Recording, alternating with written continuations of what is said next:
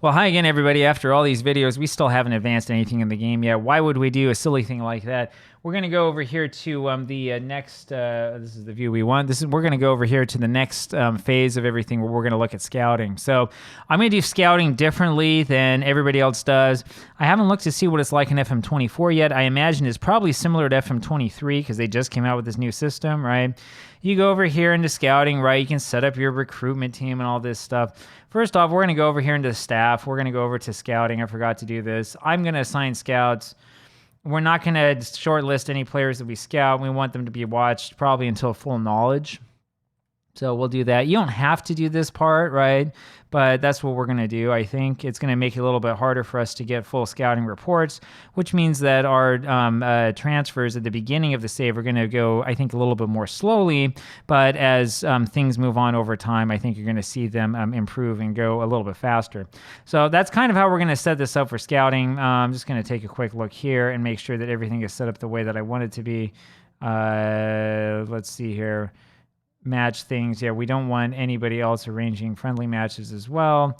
And we want to make sure that our assistant manager is handling friendly matches because I don't want to be bothered with all of that. That's ridiculous stuff. And that should be just about it. One other thing I will tell you to do, though, is you want to make sure that you take control over the staff hirings and firings as much as you possibly can.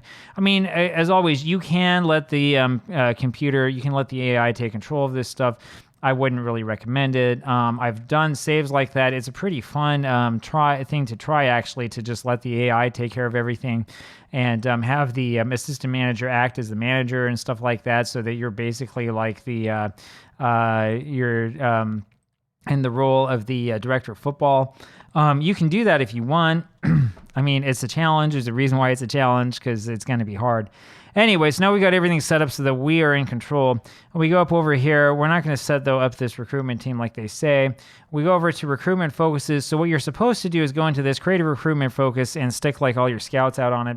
We're not going to do that. And the reason why we're not going to do that is because when I've done that in the past, what usually happens is like the recruiters will go around, they'll find a list of, I don't know, like 30 players or something like that, and then they'll do nothing until you give them a completely different recruitment focus. And then they might come up with a couple more, and then they'll do nothing. That's not what we want. So we're not even going to look at this recruitment focus crap. What we're going to spend a lot of time looking at are scouted players that we know about already. And we're going to look a lot as well at the players who are in range, possible players we can get. As you can see, there's going to be hundreds of thousands of these players, so we're probably not going to go through manually and look through a bunch of these guys, but that's kind of what we're going to be looking at. A couple of pieces of advice. Your scouting world range, you want this to be as high as it can be. Scouting budget, you're going to want it to be a little bit above that, right, so that you can actually so we put that over one tick. You want that scouting budget to be a little bit higher than the price of the range so that you can send people out to look at individual players, right? The game will tell you that, if you're going to look at this guy, it's going to cost a certain amount of money or whatever. You want to make sure you have money to be able to pay for that, and you want to keep an eye on this so that you don't end up losing the scouting range. So what the scouting range does for you, what's helpful is it will allow you to view more players that could be interested in going to your team, and it will also allow for better recruitment focus players that come through and stuff like that. Right, that's the thing that's really helpful with this. But I would just recommend keeping this at the very top and always know that you have a fraction of your transfer budget that's going to have to be spent on the scouting range. But then what we're going to do afterwards is we're going to be focusing on the scout priorities. So at the moment, since we haven't pushed forward at all, we still only have the one scout. How do we find players to prioritize? Well, there are a couple of things we can do. One of them is we know about certain guys. So there's a player I know about, Sufanat Mwanta. There he is. We want to see if this guy will come to our team, so we're going to fully scout him. And Buriram United are in our league as well, so that would be kind of a big transfer for us if we could get a hold of this guy. We want this guy because I've played with him before. I know that he's one of the best players in all of Asia. How else are we going to be able to find good players? Well, we want to look for South Korean players, right? So we're going to look over here at South Korea. You can type this in, or we could go over to like our whatever thing, our team page or whatever it is. And we're just going to check out what's on the national teams. Now, as I've said before, we're kind of mostly interested in players who are younger. I mean, we can look at this. Lee Kang-in, we're not going to get him. Jung Woo-young, who we saw in the Manchester United save, we're not going to get him, right? We can tell that like right off the bat. We're probably not in the market for any of this stuff. I mean, we could look at them, probably not going to do that. Instead, we're going to go over here. We're going to look at some of these younger guys. And what I want to do is I want to fully scout all of these younger players and take like a good look at them and see who is who and what is what and all of this. Did that even go through? Players already being scouted. Yeah, for some reason it's not showing me that on the side, whatever. And that's what we're going to do. We're going to go through and look at this. Now, why do we want to actually scout these players? The reason why we want to scout these players first is because we need to know what the personality's like. We will need to know if these guys have, a dislike of, if they have problems with consistency. We want to know if they are injury prone.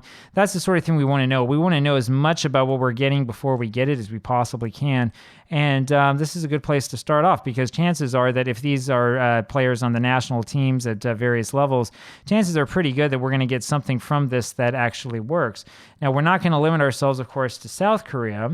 We're going to go over here to Best Korea and take a look and see what we can find from this place as well. So we'll take a look at the national team, see if I can do this right. See, they don't have anybody who's young enough on this team to really be of interest to us. We probably could get a bunch of these players. We're not just going to go over there and sign guys at random. And so we're going to go down. And again, we're going to look at guys who are a little bit younger, and we'll just go ahead and scout them and take a look and see what's going on and see what we can figure out, right? So we definitely want to focus on that. Now, there's other things that we can do as well. So when we look over here at the competitions at this A-League, we can look through this and we can see, okay, are there any teams that I happen to know are Korean teams? Here's one, Daegu, I know is a Korean team. We can go over here, we can look at all players and organize this hopefully by age. Yep, there we go. And look at this. They have all of these new gens, and they have all sorts of players who are up to 19 years old, so we can do the same thing here. We can scout all these players. You can select up to 50 players, I believe it is. I usually try to go a little bit under that for players to add to our list of guys to scout. A bunch of those guys are not going to be guys that we're interested in, and you know what? It doesn't matter. What we are interested in doing is we want to know who is who. Now, if you've watched my stuff before, and I will show you this when it comes up, if we have a guy who's inconsistent, I'll do the same thing that I did here in the squad. I'll give them a little flag. That way, when I come across them later on, even though it's been years since we've scouted him, I know what happened already. I know what this guy is like. And unless for some reason he's really catching my eye, like he's playing much better than I thought, we're just going to go ahead and let him go past because he's flagged as being a player that we're really not that interested in. And this is basically the way you do it. That way, so we go over here to the Bohang Steelers. We'll go and we'll do the exact same thing. The reason why we're going to do it like this, honestly, is because this is easier. This is going to guarantee that we're going to get a lot more results than if we sit around waiting for the computer to figure this out. Oh, interesting. They're from South Africa. I wonder why they're in our league. Suwon will probably be the last ones that we're looking at.